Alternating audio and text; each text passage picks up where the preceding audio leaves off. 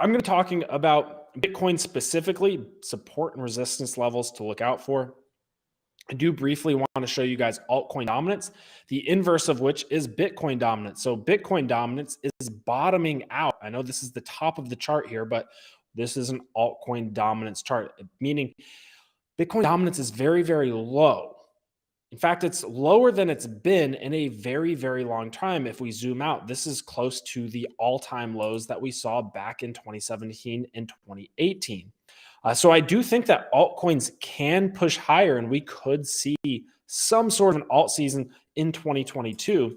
And in the long run, I do think that altcoins will continue to eat up some ground against Bitcoin, but Bitcoin could be due for a push back down to the bottom of this trend channel. Now, total cryptocurrency market cap. I just want to give you guys an update on this as well, because the risk levels to buy the crypto market right now are lower than they've been in a while. We are now at 360 days to fair value. So I'm going to actually show you guys this entire chart. This chart goes all the way back to 2013 and 2014. We've got this nice linear trend line on a logarithmic scale. And that can be used as our fair value trend line, because this is the trend line that's held as support for years and years and years, 8 to 9 years to be exact. Now, previous market cycles have peaked as high as 1,449 days to fair value, meaning from the peak, it would take roughly 1,400 days for this trend line value to catch back up to those levels. We are currently overextended against the trend line. We're in a bit of a small market bubble, but we would expect to be in a market bubble with everything going on in the world right now and all of the rampant printing of money and whatnot. A lot of asset classes have been in bubbles for a little while, so this is nothing to be too concerned about. However, our recent peak of total cryptocurrency market cap up here brought us to a peak of about 616 days to fair value. 616 days for this trend line to catch up. Now, if we took our previous peak back in May that we crashed from, we were at a roughly 718 days to fair value.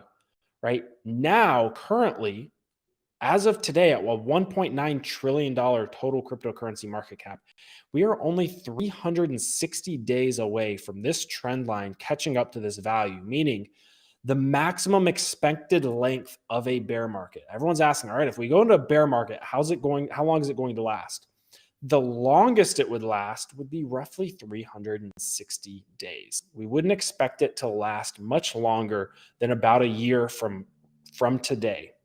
So that risk is pretty low in comparison to where we've roughly been, or where we've been roughly. It's about 50% lower. So buying this dip is actually becoming more and more attractive every day. Now, of course, there's the opportunity for us to break below this and head back down to this trend line over time, but we would expect this trend line to bring us back higher within 360 days. Now, let's move specifically into the Bitcoin support and resistance levels. So I'll let your eyes adjust for a second, because there are a ton of lines on this chart. But really, the most important lines on this chart are this blue downtrend line. And I'm going to make this 2x short level blue as well, so that you can just draw your attention to the most important levels on this chart.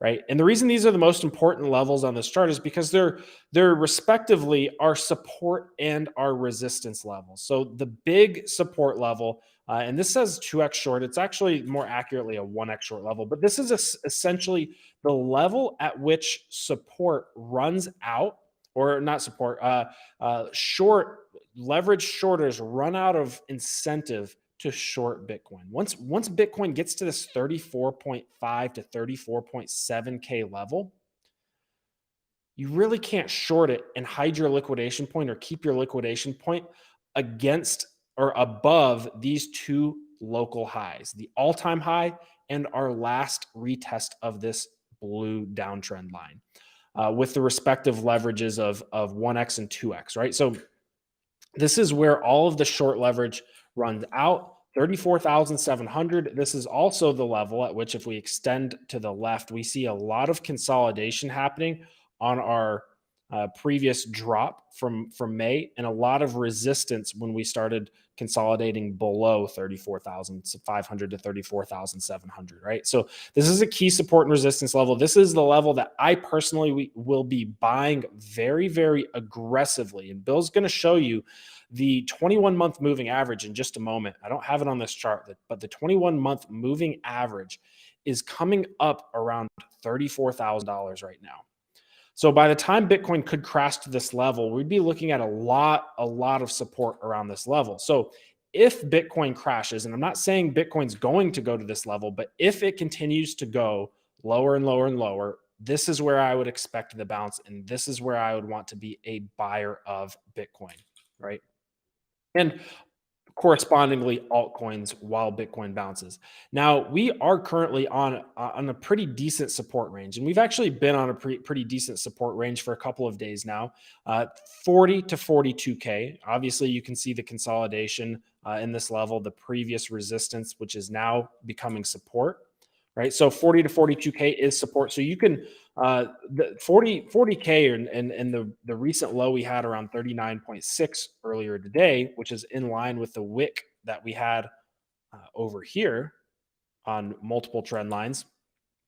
You can justify taking a small long position here, right? We've already seen a pretty strong wick up, or a pretty strong candle, a hammer candle, getting rejected. Bitcoin getting rejected at 39.6K. This is in the short term on the daily candles here, a show of strength out of Bitcoin, a show of rejection from going below 40K, and we're getting some resistance at 42K. But as long as we're consolidating in this region, preferably down towards 40K, you can warrant or justify an entry point down here with the intent to resell any type of retest of this blue downtrend line, which could be anywhere between 44 and 46K. And you might be thinking, why would I sell? A lot of people have this hodl mentality, and I do too. But as far as a shorter term trading perspective and unlocking some stable coins, just in case we do go into a bear market, I'm a big fan of selling downtrend lines, selling resistance when we're in a downtrend. Why?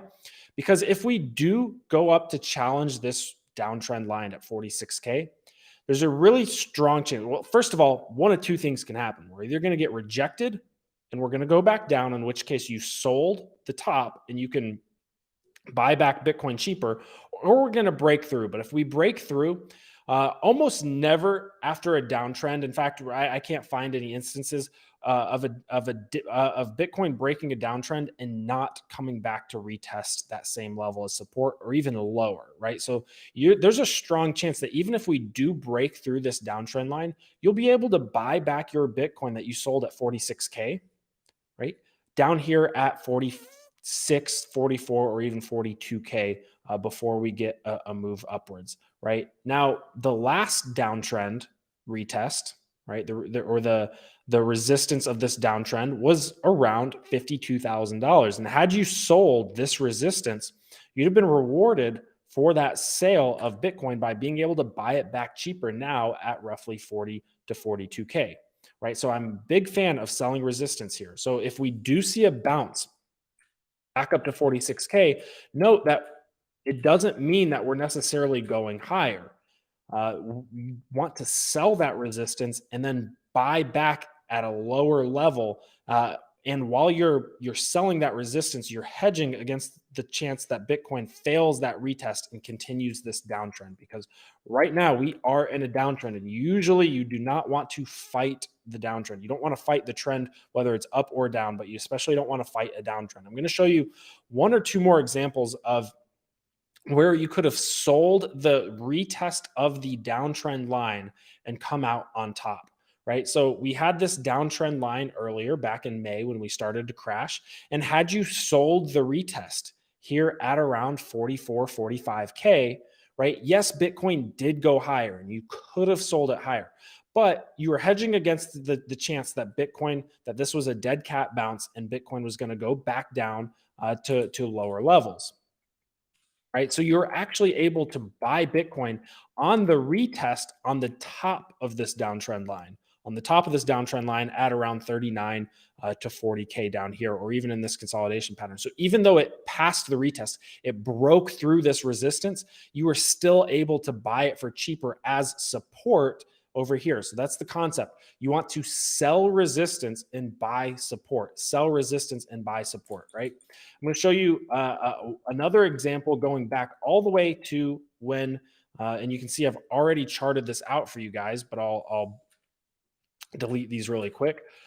Back in 2017 and 2018, when we did go into a bear market, where was the optimal point to sell Bitcoin if you were trapped in this downtrend? If you were trapped in this downtrend and you didn't have the good fortune to take profits up here, well, we established a downtrend, right? And where did you want to sell? You wanted to sell the retest. And if we are going into a bear market like we did back in 2017 and 2018, which I'm not saying we are going into a bear market, but there's a chance, of course, that we are, you want to be able to sell this resistance so that you can go back and buy at support over here for much cheaper, right? If you sold this retest,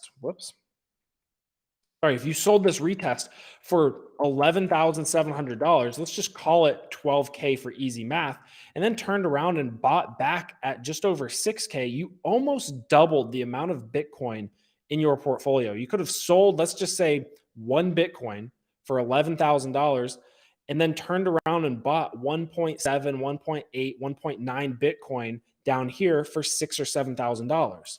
Right, at a much, much cheaper price because we were in a bear market at that point, right? Now, we retested it a second time, right? We retested it again, and it would have been smart to sell this again, sell at $8,700. And guys, when I say sell, it doesn't mean sell your entire portfolio. Take a managed risk position, maybe 1 to 5% of your portfolio, to make a trade, sell the resistance. And in this case, we did break through resistance. But because we're in a bear market, and even if we would have been in a bull market, we still continued to find support down on this level over here. And you could have bought back much, much cheaper, even after we broke through this resistance, right? You could have bought back at the same price, no harm, no foul, and preserved the amount of Bitcoin in your portfolio. Even if we would have gone back into a bull market, there's a very, very strong chance that you would not have gotten left in the dust. We probably would have come down and done what is called a bump and run, and you could have bought back at the same price or cheaper before we moved back up higher. This is a pattern that happens over and over and over again, and you almost always can warrant or justify selling this retest. I'll give you one last example. Back in 2021, January of 2021, this is when Bitcoin really had its first big correction of the bull market. This is around the time where Elon Musk and Tesla were really getting into Bitcoin. And if we cut down to the 4-hour chart here, you'll be able to see the detail a little bit better. Right? But if you sold this retest, you could have sold this retest multiple times and bought back cheaper, multiple times, bought back cheaper. And then even when we finally broke through and it looked like you were going to get left in the dust, what happened? This was after Elon Musk announced that he owned Bitcoin, or that Tesla owned Bitcoin. We still came back down to find support on this level, and you could have gotten back in for the bull market finishing off here, right? So by selling these retests multiple times, you can make this trade we can buy back cheaper. And that's the situation that we're in right now. We're in a downtrend, and we want to sell the retests of this downtrend. It's no different, right? It's no different. If I go to Matic, I'll go to Matic because I know Matic has an incredible trend line right now, if I can find it.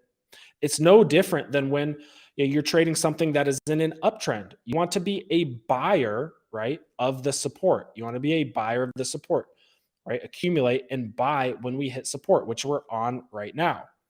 In Bitcoin's case, which is in a downtrend right now, what do we want to be doing? We want to be a seller of the resistance on the trend line over and over and over again. And then even when it does break, we can get back in a little bit cheaper. So I hope this concept of buying the support and selling the resistance, which is obviously a very, very basic concept, but I see a lot of people mess this up and not do it. They do the exact opposite. They actually sell the support thinking we're going lower, and then we get a bounce, and then they buy the resistance and they get they get completely turned around in the market. This is a way to not get turned around in the market and actually have a strategy for the way these things move, or strategy for the market. All right. So with that, I'm going to end this segment and I'm going to pass it over to Bill, who's going to give you a nice full market update. Token Metrics is a cryptocurrency investment platform that helps users leverage machine learning to become better crypto investors. Our in-depth analysis helps eliminate the emotions of investing, find profitable investment opportunities, and filters out scams. Learn more at tokenmetrics.com.